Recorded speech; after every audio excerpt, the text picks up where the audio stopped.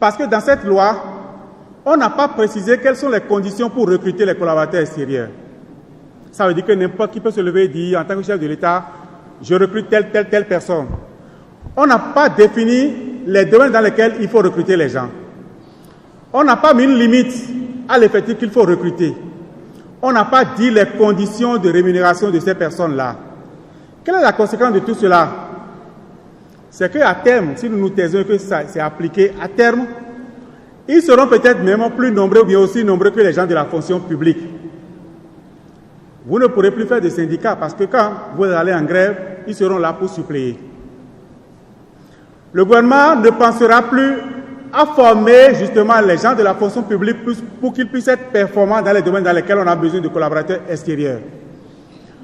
On ne fera plus les réformes dans le système éducatif pour que nos jeunes frères, nos enfants, quand ils sortent, puissent être performants et être recrutés dans la fonction publique. Parce qu'on dira, on a la solution facile qui consiste à recruter les gens du dehors, les amis politiques, etc., etc. Donc c'est une loi dangereuse pour le travail, c'est une loi dangereuse pour le syndicat. C'est que par ça, les recrutements ne sont plus obligatoires. Donc, de façon détournée, on va commencer par geler le recrutement et on n'aura plus dans notre administration des fonctionnaires qui ont un serment, qui ont le secret. Tout le secret de notre administration sera dehors. Parce que quand ils viennent, ils prennent, ils vont partir. Ils viennent, ils prennent, ils vont partir. Donc, résultat, c'est que nous aurons une administration complètement aux mains de privés. Non et non. Et s'il faut que nous nous mettions, même dans la rue, pendant 65 jours, 365 jours, on doit le faire pour que les textes ne soient pas appliqués. Donc notre position est claire, cette loi-là ne doit pas être appliquée au Bénin en tout cas.